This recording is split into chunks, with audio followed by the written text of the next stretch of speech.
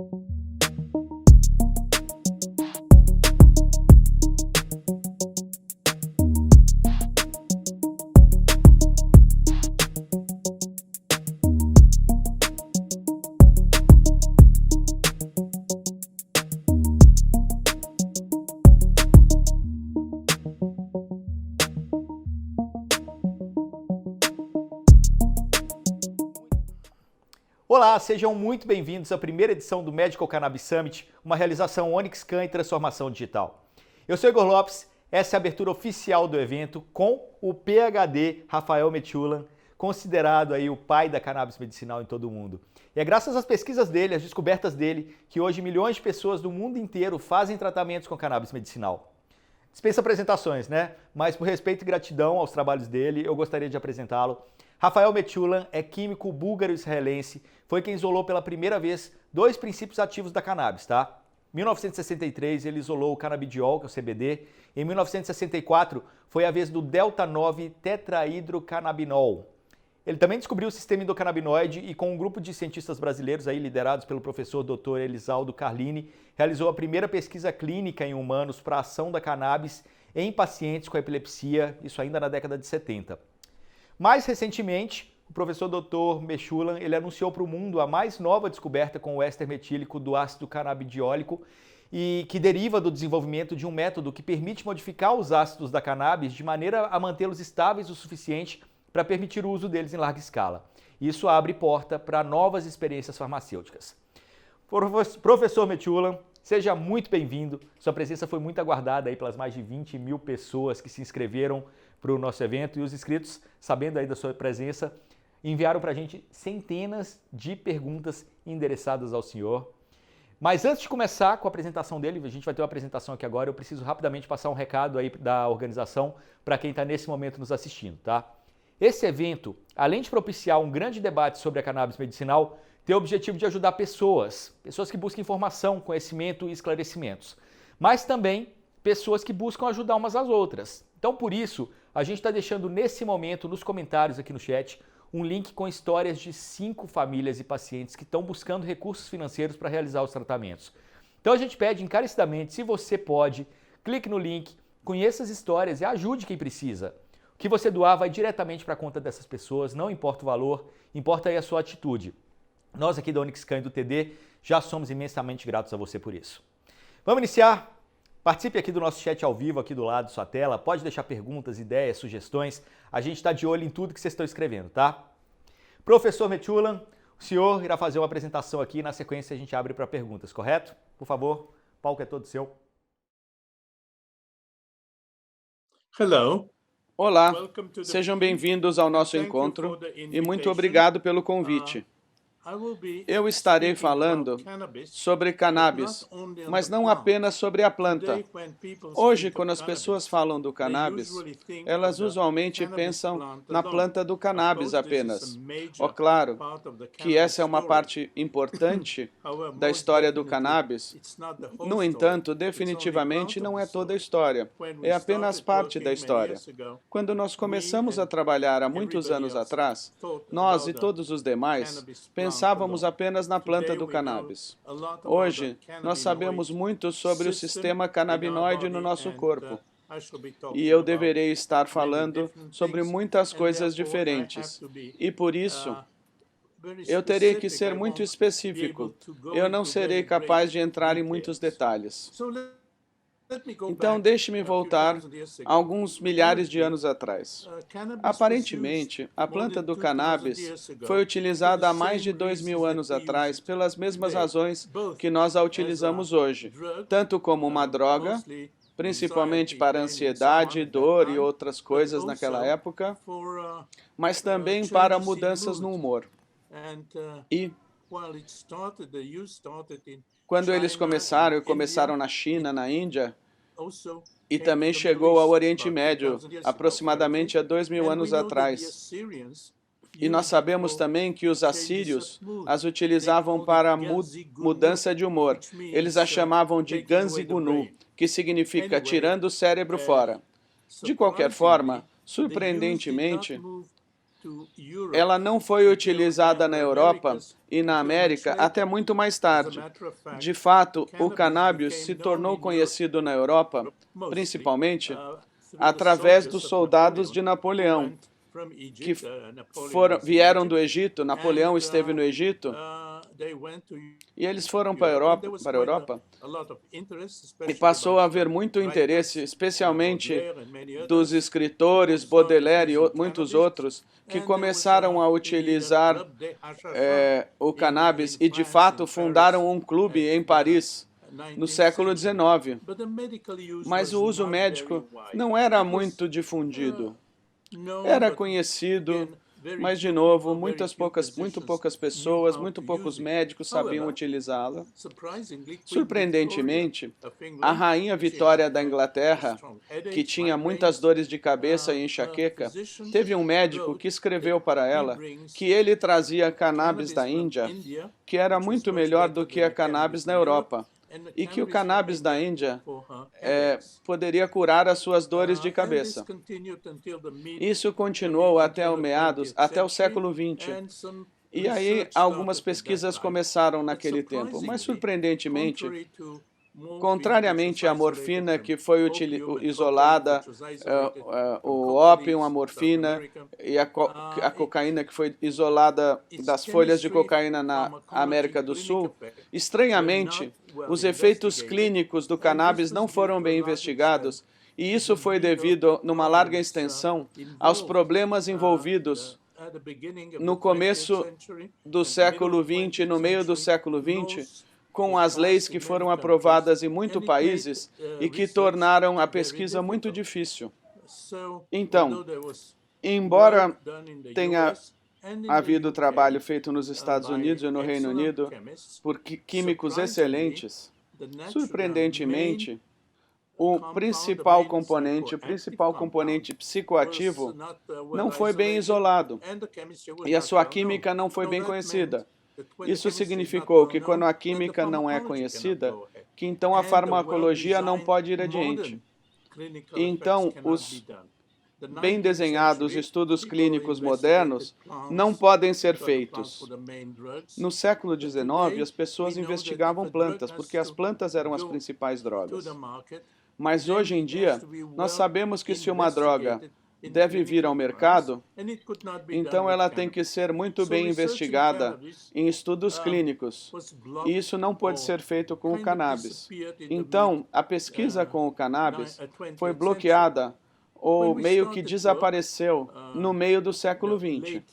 Quando nós começamos o trabalho, no final dos anos 50 e início dos anos 60, eu fiquei surpreso de descobrir que o principal componente ativo ou componentes ativos nunca tinham sido isolados na sua forma pura. A sua estrutura não era conhecida, a sua química não era conhecida, nunca havia sido sintetizada. Então, o trabalho nela não poderia ser feito. Então, nós, usando métodos modernos naquela época, no Centro de Pesquisa em Israel, meu grupo isolou, pela primeira vez, eu acredito, o componente ativo do THC na sua pura forma. Elucidamos a sua estrutura e descobrimos uma forma química de produzi-lo. Nós também isolamos naquela época muitos outros componentes, principalmente o canabidiol, que as pessoas já tinham isolado antes, mas cuja estrutura não era conhecida e a farmacologia também não foi bem investigada. Então, nós isolamos o canabidiol, o THC e uma longa lista de componentes, que então foram, naquela época, até uma certa extensão investigados. Isso foi o CBG, o CBC, os ácidos canabinoides e assim por diante. Em 1960, nós isolamos o THC pela primeira vez na sua forma pura, e nós isolamos uma longa lista de componentes, canabidiol, canabigerol, canabicrome, e as pessoas naquela época começaram a se tornar interessadas. Antes disso, não havia nenhum interesse no cannabis. Então, nós seguimos adiante olhando a farmacologia, e especialmente do CBD e do THC, canabidiol e tetrahidrocannabinol. Outros compostos foram investigados, mas não na mesma extensão. Na mesma época, o cannabis se tornou largamente utilizado, especialmente nos Estados Unidos e até certa extensão na Europa, e ele já era, até certa extensão, largamente utilizado na América do Sul. Então, houve interesse na farmacologia e nos efeitos, particularmente do THC e do CBD. Então, nós descobrimos, por exemplo, que o THC é um componente muito ativo contra o vômito durante a quimioterapia do câncer. Os pacientes que têm câncer e estão sendo tratados, algumas vezes, os efeitos do tratamento são muito desagradáveis. E muitos pacientes dizem, nós não queremos mais usar essas drogas. E aí nós descobrimos que o THC é de fato um excelente componente contra os efeitos colaterais da quimioterapia. Nós fizemos isso depois de trabalhar com animais. E nós fizemos isso numa clínica, num hospital pediátrico em Jerusalém, e nós descobrimos que ele bloqueia completamente, em muitos casos, o efeito colateral das drogas. Então, as drogas puderam ser utilizadas normalmente. Mas é claro, ele já estava sendo utilizado para dores e para uma variedade de outras doenças. E hoje, em muitos países, o THC já é uma droga aprovada.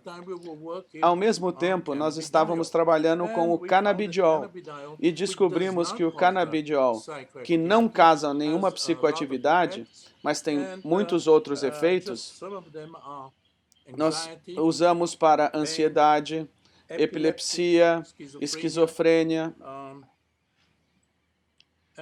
E eu vou dizer algumas palavras sobre isso.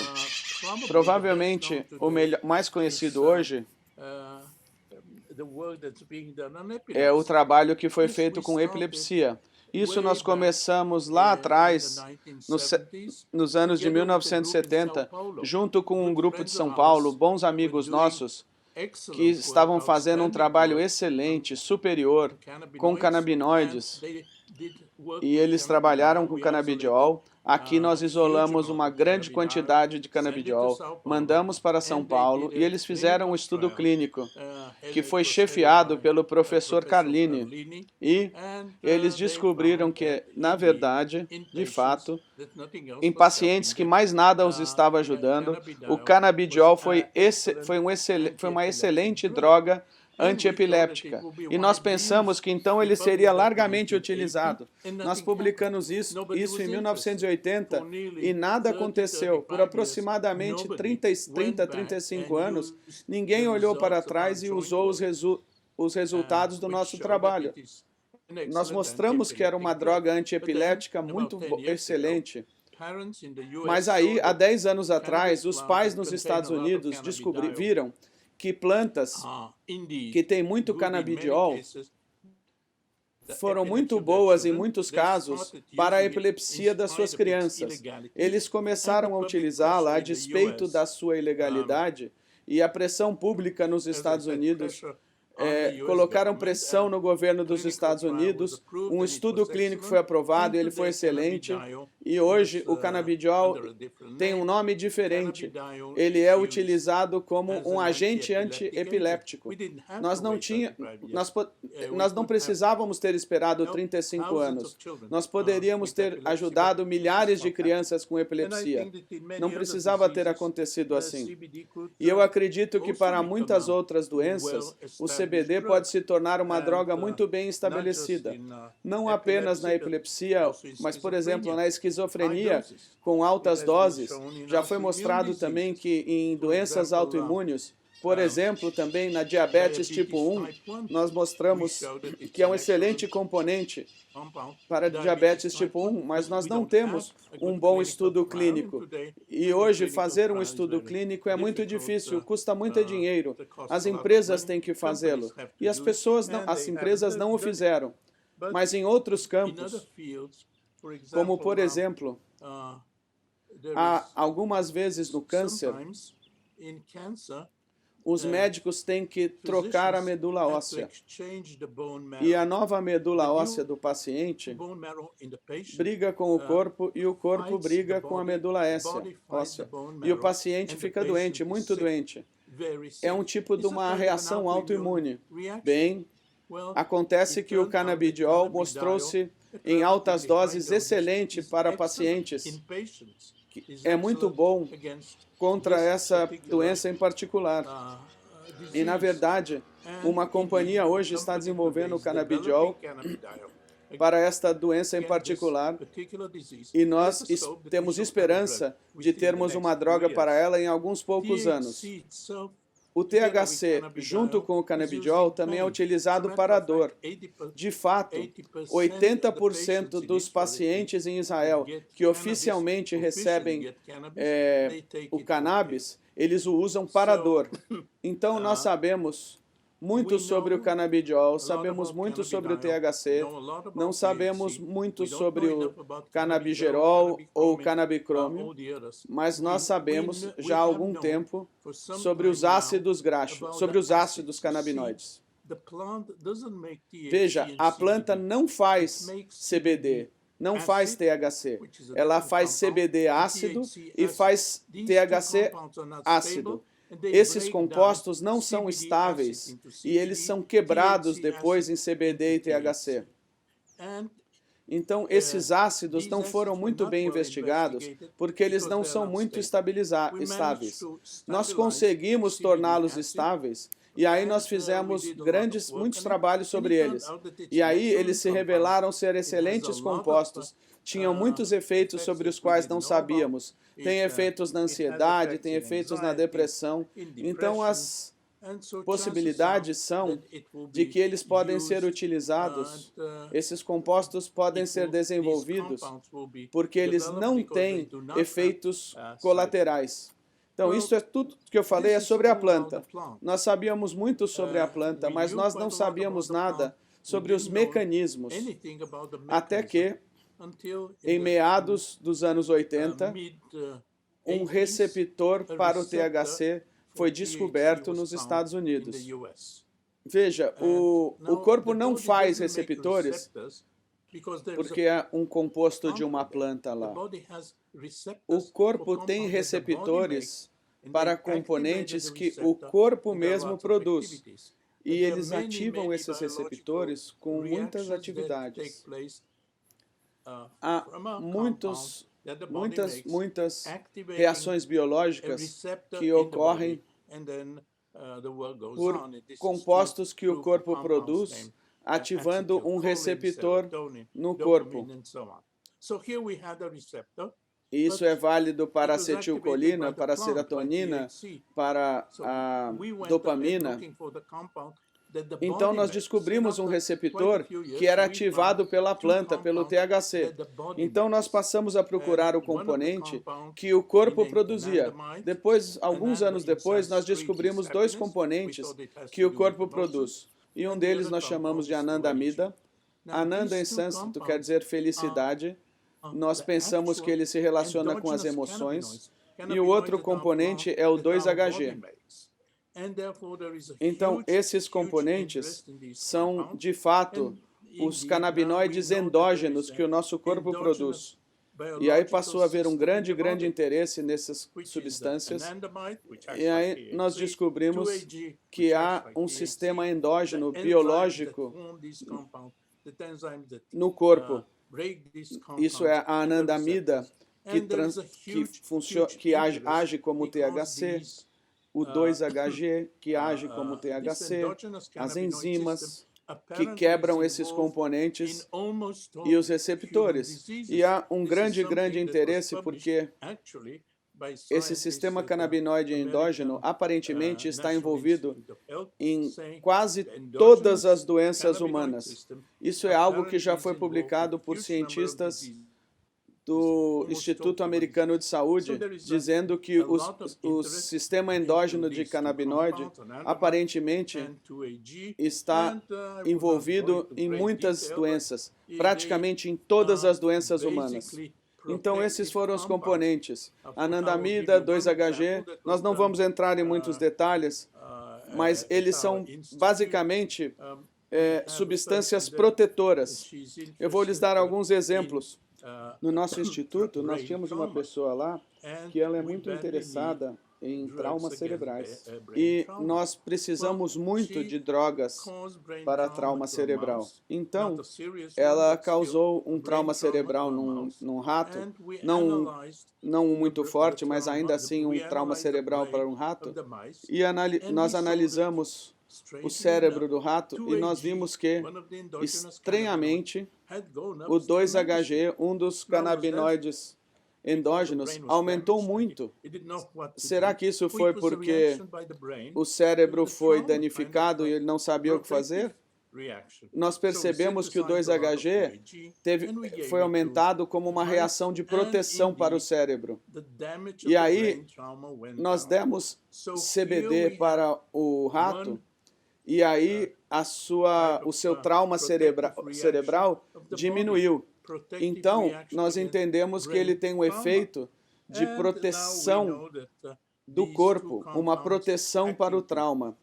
Então, nós sabemos como esses componentes atuam, principalmente através de um receptor chamado CB2, que tem muitos efeitos positivos em osteoporoses, em reações neurológicas, em problemas do coração. Então, é um sistema geral de proteção. Bem, eu falei até agora de dois diferentes fases do cannabis. Primeiro, o cannabis da planta, com THC e cannabidiol, sobre o qual sabemos muito. O sistema canabinoide endógeno no nosso corpo, no nosso cérebro, que parece ser um importante sistema protetor. Então, essas são duas fases do estudo com canabinoides. Mas agora, conforme os químicos olham para a química da anandamida, eles veem que é um composto simples. É um ácido graxo ligado a um aminoácido. E nós temos aproximadamente 20 ácidos graxos dos graxos do corpo, 20 aminoácidos, e o corpo sabe como colocá-los juntos, e ele faz isso. Então, há aproximadamente 67 componentes dessa junção. Mas o corpo não faz coisas porque ele não tem nada mais para fazer. Por exemplo, ver televisão. O corpo faz apenas coisas que são importantes para o corpo. Então, nós fomos adiante procurando o que esses compostos fazem. E, de fato, nós encontramos que Primeiro, um destes componentes se mostrou ser neuroprotetivo. Como eu disse, antes com o trauma cerebral. E outro deles tem a ver com vasodilatação. Quando há um dano a uma certa região do corpo, muito frequentemente os vasos sanguíneos se comprimem. Isso não é bom, porque não passa sangue suficiente ali. E o corpo tenta abrir esses vasos até uma certa extensão. E, portanto, o corpo usa um destes componentes que é muito proximamente relacionado à anandamida para fazer com que os vasos sanguíneos voltem ao normal de novo. Essa vasodilatação é um passo muito importante nos danos do corpo. Então, um desses compostos, muito próximo do anandamida. Então, aqui temos a terceira fase da pesquisa com canabinoides. Nós falamos já das plantas, falamos dos componentes no cérebro, como o THC, e aqui há uma grande quantidade de compostos, e essas investigações estão acontecendo em muitos lugares, incluindo o nosso aqui. E como dissemos, um desses compostos se mostrou ser vasodilatador. Então, nós procuramos compostos que atuam nas doenças dos ossos. Sabe-se que, aparentemente, os canabinoides podem atuar nos ossos e na osteoporose. Vejam, os ossos que nós temos, eles não são feitos e ficam lá por 60 ou 80 anos.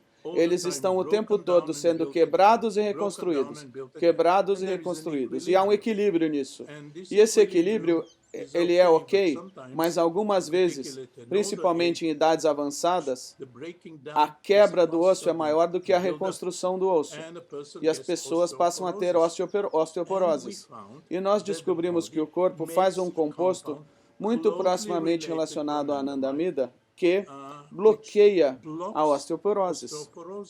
Isso foi publicado há alguns anos atrás. Nós também descobrimos um outro composto que é neuroprotetor. E durante os últimos 3 ou 4 anos, nós descobrimos algo que nós não esperávamos. Nosso corpo olha para os vícios, todos os vícios aparentemente, como uma doença. Fumar, tabaco, as pessoas se tornam viciadas com isso. Usando heroína, as pessoas se tornam viciadas. Utilizando cocaína, as pessoas se tornam viciadas. O corpo não gosta disso, isso é uma doença. E aí o corpo luta contra essa doença. Então nós descobrimos que, olhando para compostos que o corpo faz para lutar contra essas doenças, e nós publicamos que o corpo faz um composto que é muito proximamente relacionado à anandamida. E esse componente, ele luta contra o vício da nicotina, do fumo de cigarro. Ele também bloqueia o efeito da abstinência. Quando alguém é viciado no tabaco e retira o tabaco, para de usar, ele fica nervoso.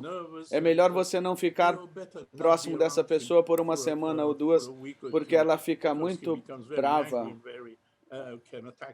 O mesmo vale, mas muito, muito pior, com o vício com opioides. As pessoas que são viciadas com heroína, se você para de dar a elas a heroína, eles ficam com um efeito de abstinência forte, muito sérios, que as pessoas esquecem de tudo mais. Eles simplesmente têm que ter mais heroína, senão eles não sabem o que fazer. O efeito da abstinência da heroína é terrível. Mas aí, nós descobrimos que esse composto que o nosso cérebro faz e que bloqueia o vício à nicotina, não bloqueia o vício da heroína, mas ele bloqueia os efeitos da abstinência do vício da heroína. Então, nesse campo, nós trabalhamos em colaboração. Eu falei da colaboração com a América do Sul, que segue em muitos campos, mas nesse caso específico, a colaboração é com um grupo nos Estados Unidos, no Canadá, na Itália, e nós descobrimos juntos esse componente em particular, e nós estamos seguindo juntos para descobrir outros compostos desse tipo. Então, para resumir, nós temos um sistema canabinoide endógeno. A planta produz, no mínimo, um componente que se liga a esses receptores e muitos outros componentes, como o canabidiol, que são muito importantes como agentes terapêuticos. E nós vamos descobrir que muitos outros canabinoides serão agentes terapêuticos nos próximos anos. E o nosso sistema canabinoide endógeno é um sistema básico para o trabalho da nossa fisiologia. E now, pelos últimos 10 anos, há uma terceira fase da pesquisa nos canabinoides de componentes muito proximamente relacionados à anandamida, e há possibilidades que nos próximos 10, 15 anos nós não vamos apenas aprender sobre o nosso corpo muito, mas nós também haverá novas drogas. Vamos esperar que isso aconteça. Muito obrigado. Muito obrigado ao senhor, professor Metulam. A gente está muito feliz, muito emocionado aqui com a presença do senhor. Com certeza quem está nos assistindo do outro lado também. E para quem entrou agora, a gente está com o professor Rafael Metulam e volta aqui para pedir que, por favor, colabore com a campanha, ajude quem precisa. Clique no link que a gente disponibilizou no chat aqui para vocês doarem e ajudarem famílias e pessoas que realmente precisam de recursos para realizarem o tratamento canabinoide. O dinheiro doado vai 100% para a conta da pessoa que precisa do tratamento, muitas vezes precisa para deslocamento, pagar médicos, fisioterapeutas, medicamentos, né, muitas outras necessidades. Então, colabore, a gente está pedindo. Agora, vamos para as perguntas, né? Eu falei, mais de 100 pessoas mandaram perguntas para nós, para a gente direcionar para o professor, mas a primeira pergunta da participante, Natália Candiago, a gente passa agora. Olá, tudo bem? Eu me chamo Natália Candiago. Eu sou estudante de medicina na cidade de Caxias do Sul, no Rio Grande do Sul, no sul do Brasil. Eu realizo alguns estudos tanto na área da cannabis medicinal e também na área de doenças infectológicas. É um grande prazer participar desse evento e também uma grande honra poder ter contato com uma das pessoas mais importantes na história da cannabis medicinal, mas também na história da humanidade. Bom, atualmente diversos estudos e pesquisas e ensaios clínicos vêm sendo publicados na área com a terapia da cannabis medicinal. Porém, quando nós vamos estudar a fundo esses artigos e essas pesquisas, muitos acabam sendo interrompidos ou publicados com diversos vieses. Eu acredito que uma boa metodologia seja a chave para o sucesso e para o avanço da terapia canábica. Hoje, na prática clínica, nós sabemos que a terapia com a cannabis é dose dependente e também depende do sistema endocannabinoide de cada indivíduo. Portanto, essa terapia é sempre acompanhada por um profissional que possa fazer um ajuste de dose considerando a individualidade de cada paciente. Por isso, eu gostaria de saber do senhor, como um grande pesquisador, um grande cientista, como é possível trazermos essa individualidade de cada paciente para dentro de uma boa metodologia para um ensaio clínico, para um estudo, para uma pesquisa ter sucesso nos seus resultados. Muito obrigada. A pessoa que pergunta está correto. Nem todos nós reagimos aos constituintes do cannabis da mesma forma. Numa dose baixa, o THC é um anti-ansiolítico, mas em doses altas pode causar uma reação de ansiedade, pode causar uma reação psicológica. E algumas pessoas jovens que usam particularmente em idades jovens podem acabar parando num departamento de psicologia de um hospital e ter reações muito ruins. Então aqui nós realmente temos a questão da individualidade. Então, minha sugestão para pacientes que usam o cannabis, eu estou falando como de pacientes e não de cannabis recreativo, que é outra coisa, mas como pacientes, eles devem começar com uma dose muito baixa. Eles não devem tomar mais do que 5 ou 6 miligramas de THC. Embora talvez não funcione para a doença deles, mas eles devem primeiro ter em mente que eles não devem ter os efeitos colaterais do THC. E aí, lentamente, eles devem aumentar para 10 miligramas, 15 miligramas, 20 miligramas. Então, o cannabis, para ser utilizado, tem que ter um caso muito bem analisado. Não se pode dizer a uma pessoa, tome cannabis. Isso não significa nada. Nós temos que analisar bem o caso e começar com uma dose baixa e lentamente aumentar. Claro, isso não acontece com o canabidiol, que não causa efeitos colaterais. Mas para algumas doenças as pessoas precisam de menores quantidades, para outras doenças elas precisam de maiores quantidades, mas o importante é que as pessoas evitem os efeitos colaterais. Vamos para mais uma pergunta do público, agora do participante Pablo Antunes. Meu nome é Pablo, sou médico cardiologista na cidade de Amparo, São Paulo. Gostaria de saber do professor se o CBD pode revolucionar a cardiologia na prevenção de placa aterosclerótica, sabendo que a mesma tem origem inflamatória. Muito bem, a pessoa que perguntou está correta. Infelizmente, nós não temos estudos clínicos. Isso foi observado em ratos e nós não somos ratos. Então, até que os estudos clínicos sejam feitos, nós realmente não sabemos. E isso é realmente o elo que falta para o cannabis. É que nós não temos estudos clínicos. Eu não entendo por que nós não temos. Porque o canabidiol não causa efeitos colaterais. Num estudo de esquizofrenia na Alemanha, 800 miligramas foram dadas. Em São Paulo foi dado mais de 1 grama de canabidiol para o paciente sem nenhum efeito colateral. E eles vão muito bem para pesquisas muito boas, para muitas doenças, e eles fizeram muitas pesquisas em São Paulo. Então, eu diria que com o uso do canabidiol pode começar com 200 miligramas por dia e pode aumentar rapidamente, sem problemas. E eu sinto muito que as observações muito importantes na cardiologia em ratos não tenham sido investigadas ainda em humanos. E eu posso apenas dizer, vamos manter a esperança de que isso será feito. Mais uma, professor. Dessa vez, Roseli Monteiro Costa te pergunta. Boa noite, meu nome é Roseli. Eu tenho um filho autista de 23 anos, que de nível severo, né? Ele não fala, tem crises violentas de autoagressão, de me agredir, de quebrar todas as coisas dentro de casa.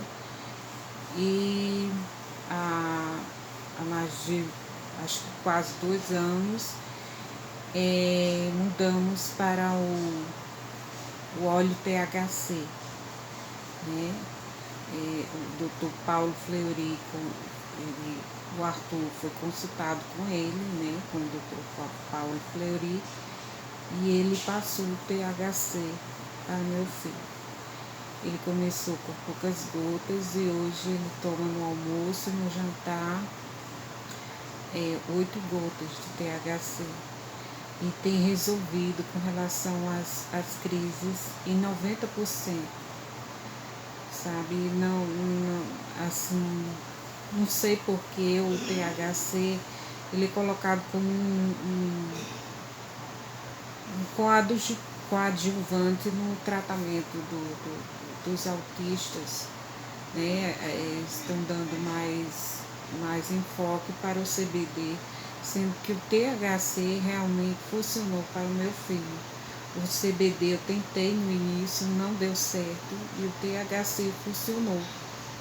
Então, meu filho está com pouquíssimas crises, não quebra nada dentro de casa, e as poucas crises que ele tem são controladas.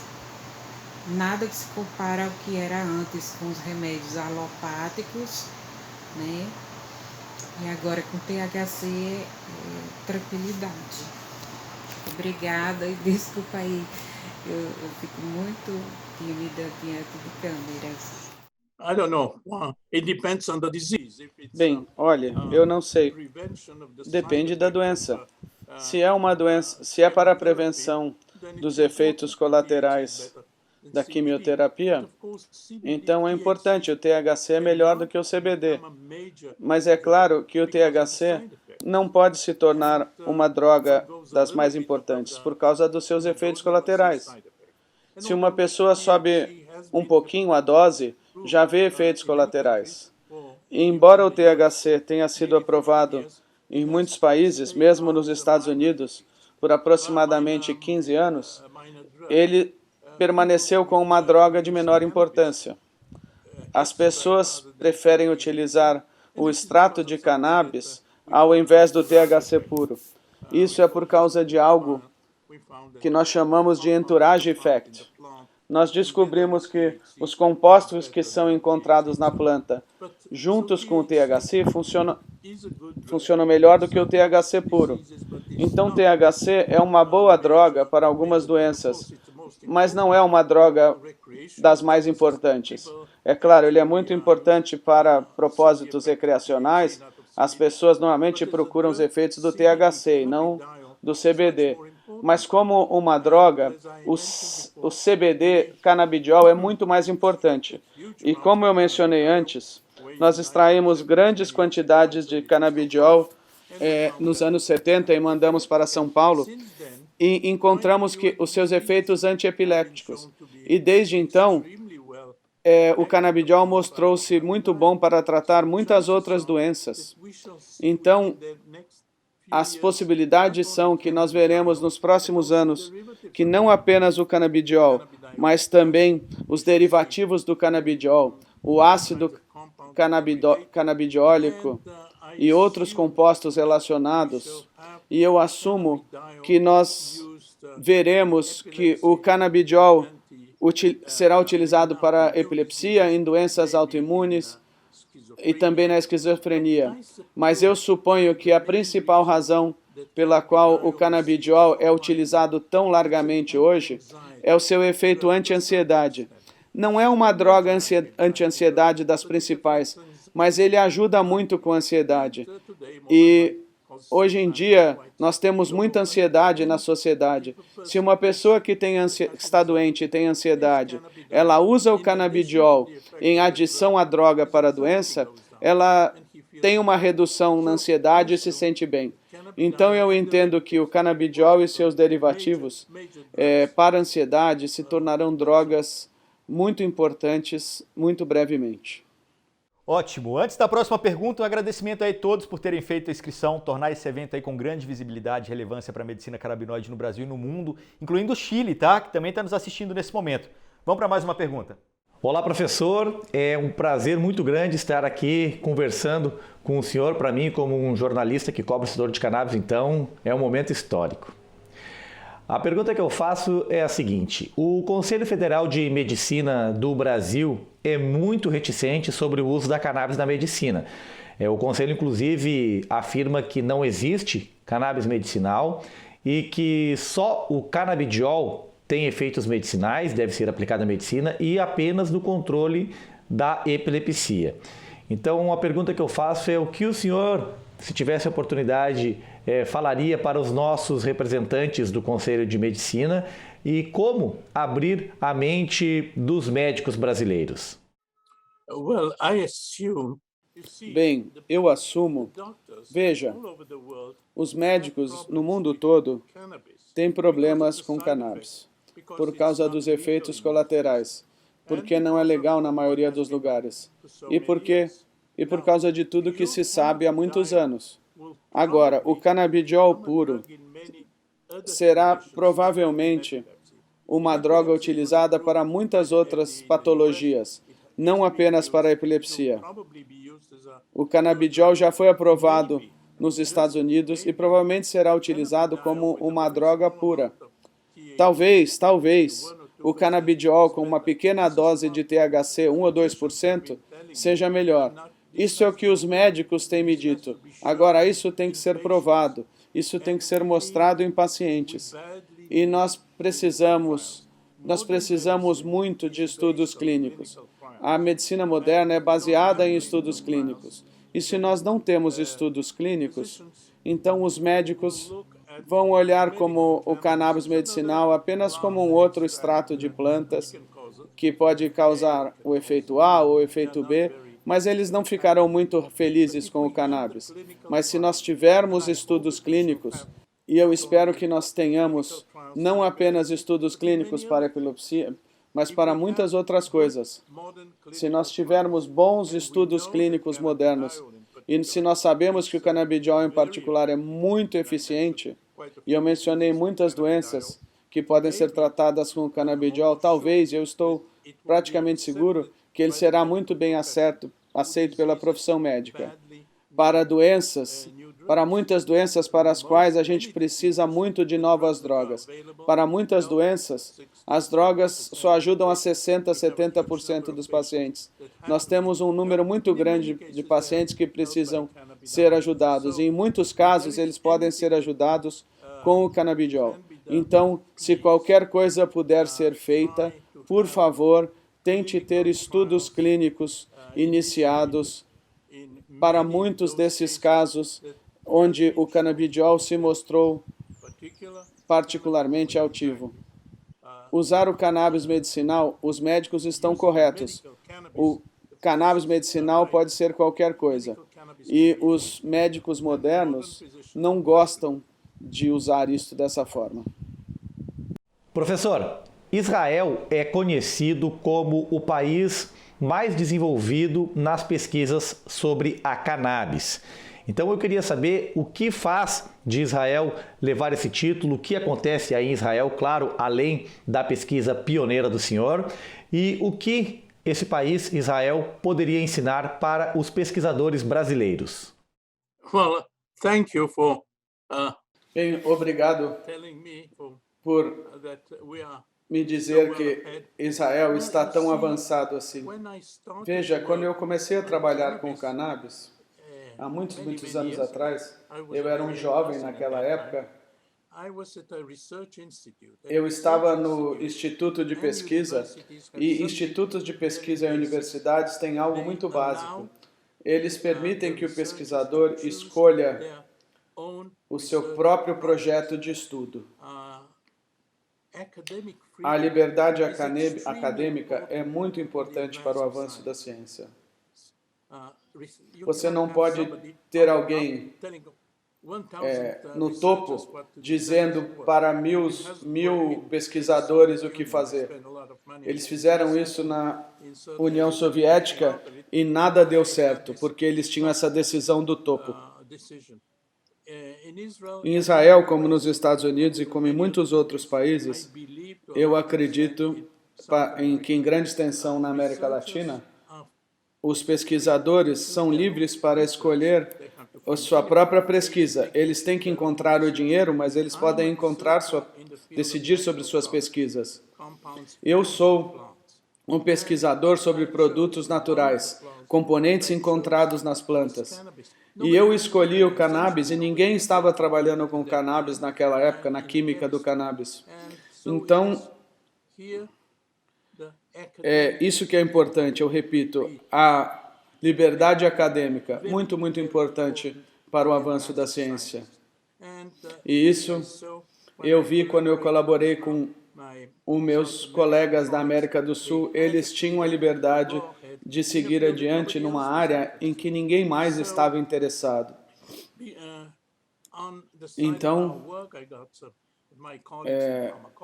em paralelo ao meu trabalho, eu vejo meus amigos em farmacologia, em estudos clínicos, há muita gente interessada e há muitas pesquisas em cannabis. E essa é a razão, devido à liberdade acadêmica. Ponto. É isso. Mais uma pergunta, professor, mas antes, se você é paciente, está nos assistindo, quer fazer um tratamento canabinoide, a gente disponibiliza no chat aqui agora um link para que você faça uma consulta online, tá? Vários médicos à sua disposição que baixaram o preço de consulta somente para as consultas marcadas durante o evento. Então aproveite. Vamos para mais uma pergunta. Olá, professor Metshula. Prazer em estar com o senhor aqui. É uma honra e um privilégio poder fazer essa pergunta. As empresas brasileiras estão tendo algumas barreiras para conseguir autorização sanitária junto à Anvisa. E algumas das principais são estudos de estabilidade de 12 meses de produtos de cannabis para a zona 4B, que é a zona do Brasil onde as condições são temperatura de 30 graus e umidade de 75%. E a segunda é que a produção tem que ser feita em uma fábrica, numa planta certificada com GMP Pharma.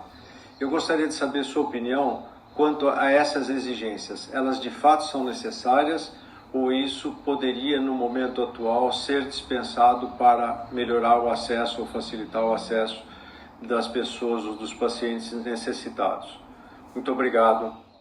Well, the compounds Bem, os componentes no cannabis são diferentes. O canabidiol é estável e se manterá estável como canabidiol puro, não necessariamente numa solução, mas como canabidiol puro, ele se manterá estável por mais de 12 meses. Então, o canabidiol, nesse respeito, é um excelente componente. Já o THC, se sabe que ele lentamente se oxida em canabinol. Então é importante manter o THC fechado para o ar, para que ele não se oxide para canabinol. Mas isso não acontece só com THC, acontece com muitas outras drogas. O fato é que, como ácidos, eles não são muito estáveis, mas como simples ácidos derivados, eles são mais estáveis. Mas nós precisamos dos estudos analíticos e dos estudos clínicos, mas isso não é uma situação diferente do que com muitas outras drogas. E eu acredito que, olhando para todos esses detalhes farmacêuticos, podemos assim dizer, essas coisas podem ser resolvidas, e elas podem ser resolvidas de forma que as autoridades de saúde poderão aprovar essas drogas. Nós temos que tentar levar os compostos de canabinoides para o nível de drogas aceitas. O THC, no componente que a GW fez, já foram testados, por exemplo. Mas eu acredito fortemente que nós devemos ir para o canabidiol puro, para ser estudado para o uso de várias doenças. Mais perguntas, vamos lá. Professor Metshula, se o senhor fosse fazer uma retrospectiva desde o começo que o senhor começou as suas pesquisas até o dia de hoje, o que o senhor mudaria nas suas pesquisas? Well, probably. Bem, provavelmente, o receptor deveria ter sido encontrado mais cedo. Nós tínhamos THC lá atrás, em 1964, e o receptor que foi descoberto por um grupo americano foi descoberto nos anos 80, mais ou menos 25 anos depois. Isso não deveria ter acontecido. Nós deveríamos ter procurado pelo receptor muito antes, mas houveram erros. Havia um grupo inglês, um excelente grupo, mas eles fizeram um erro, dizendo que o CBD atuava nos lipídios dos nervos, então as pessoas não achavam, não acreditavam que havia um receptor. Então as coisas mudam se nós olhamos para trás. Talvez nós e muitos de nossos colegas tivéssemos que ter ido em outra direção, mas isso é verdade para todos os tipos de ciência.